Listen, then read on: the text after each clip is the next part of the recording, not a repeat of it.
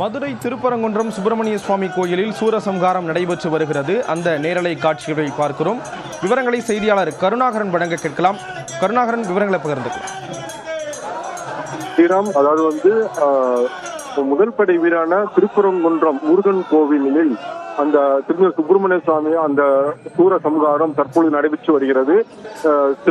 சற்று நேரத்திற்கு முன்பு கோவிலில் இருந்து தங்க சப்பரத்தில் சுவாமி எழுந்தறி சர்வ அலங்காரத்துடன் எழுந்தறினார். தொடர்ந்து வீரபாகுடன் எழுந்தறினார். தொடர்ந்து சன்னதி தெருவில் சுற்றி வந்து தற்பொழுது அந்த கோவிலுக்கு எதிரே உள்ள சன்னதி தெருவில் உள்ள சொக்கநாதர் கோவில் முன்பு அந்த அந்த சூரனை வதம் செய்யக்கூடிய நிகழ்வு நடைபெற உள்ளது.